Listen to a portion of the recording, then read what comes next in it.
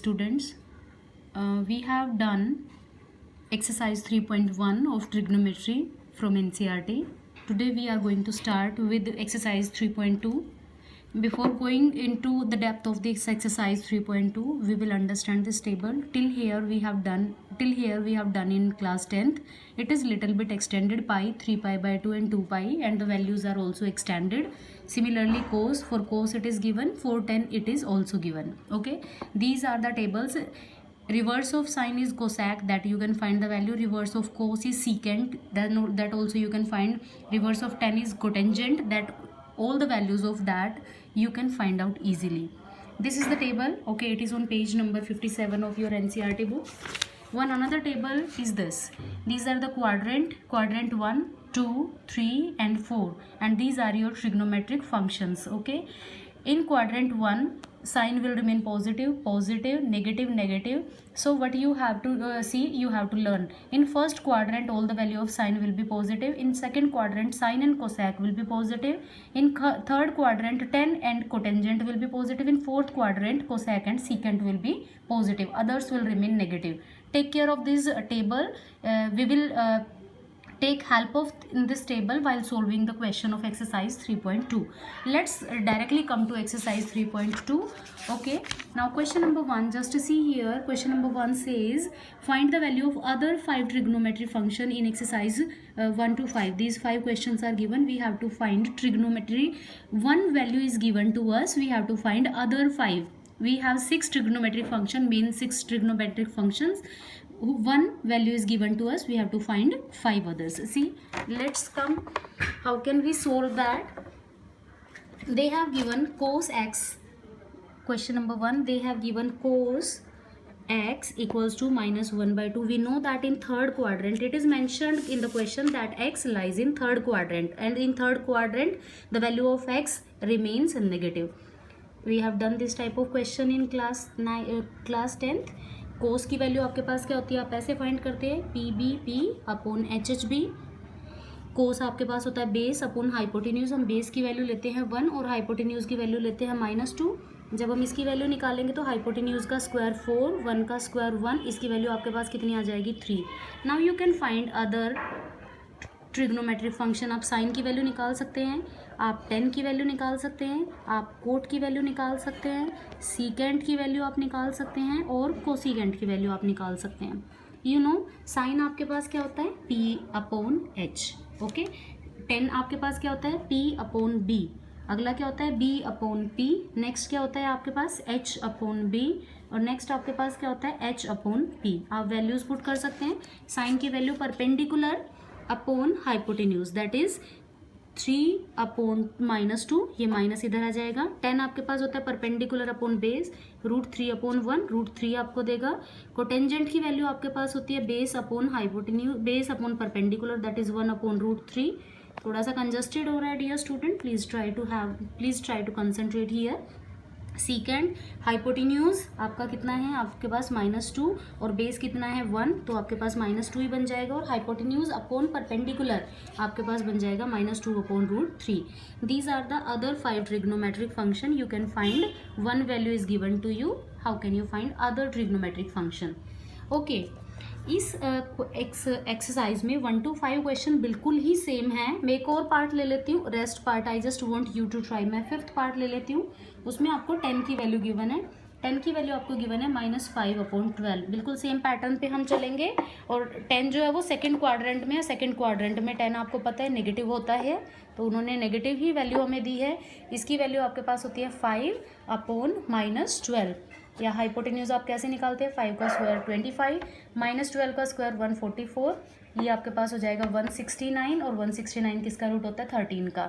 अब बाकी के सारे निकाल सकते हैं. यहाँ पे साइन एक्स, कोस एक्स, 10 आपको गिवन है. हम यहाँ पे कोट निकालेंगे, हम यहाँ पे सीकेंट निकालेंगे, और हम यहाँ पे क्या निकालेंगे, कोसिकेंट एक्स निकालेंगे. साइन एक्स आपके पास क्या होता है, sine x is equal to आपके पास होता है perpendicular upon hypotenuse, perpendicular upon hypotenuse, that is 5 upon 13. Cosecant आपके पास क्या होता है, कोसिकेंट आपके पास होता है base upon hypotenuse that is -12 upon 13।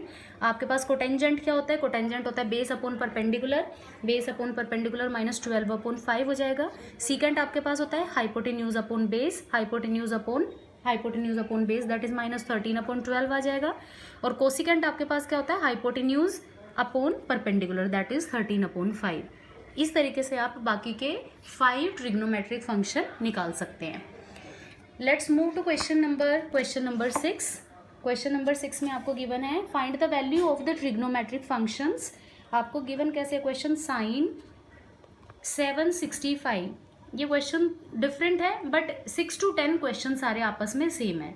अब देखो इस एंगल को हम कैसे ब्रेक डाउन करेंगे, साइन हम इसको ब्रेक डाउन कर रहे हैं, 180 का मल्टीपल ढूंढते हैं हम, 180 का मल्टीपल, 180 मल्टीप्लाई बाय 4 आपके पास होता है 720। 720 में आपको कितना ऐड करना पड़ेगा कि आपके पास 765 बन जाए। आप चाहें तो इस क्वेश्चन को साइड में आप 180 के साथ डिवाइड करके भी कर सकते हैं। 4 पे 720 आता है, 45 आपके पास बच जाएगा। इन दोनों को मल्टीप्लाई, रिमाइंडर को ऐड करते हैं। सेम प्रोसीजर हम यहाँ पे कर रहे हैं, 180 मल्टीप्लाई बाय 4 प्लस 45। साइन आप इसको 4 पाई लिख सकते हैं प्लस 45। और हमने टेबल में क्या पढ़ा था कि पाई की वैल्यू आपके पास क्या होती है, 0। साइन पाई 0 होता है, तो 4 पाई भी आपके पास क्या बन जाएगा, आपके पास 0, तो आपके पास बचेगा साइन 45। और साइन 45 की वैल्यू क्या होती है dear student, that is √1/2। This is how you will be solving these type of questions. Next question of this exercise that is question number 7। थोड़ा सा डिफरेंट है, कोसेक -1410 डिग्री। देखो कोसेक को हम कैसे लिख रहे हैं, कोसेक को जब आप ब्रेक डाउन करते हैं, just see my dear student, थोड़ा सा ये क्वेश्चन डिफरेंट जाएगा। जब हम 180 से इसको डिवाइड करते हैं, 7 जहाँ पे हमारे पास 126 आता है, बट जब हम सब्ट्रैक्ट करते हैं तो हमारे पास एंगल आता है 150 का, और 150 का एंगल हमारे पास टेबल में नहीं होता।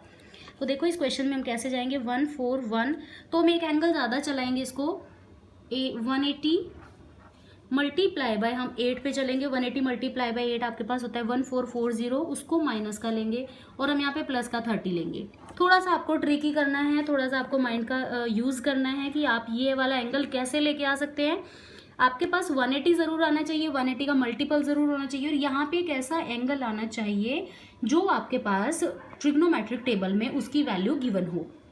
तो देखो हमने कैसे, थोड़ा सा समझदारी से हमने कैसे किया, अगर हम इन दोनों को मल्टीप्लाई करते हैं तो हमारे पास आता है -1440, और अगर मैं इसके अंदर 30 ऐड करती हूँ तो 1410, मेरे पास वही एंगल मुझे मिल जाता है जो मुझे चाहिए था।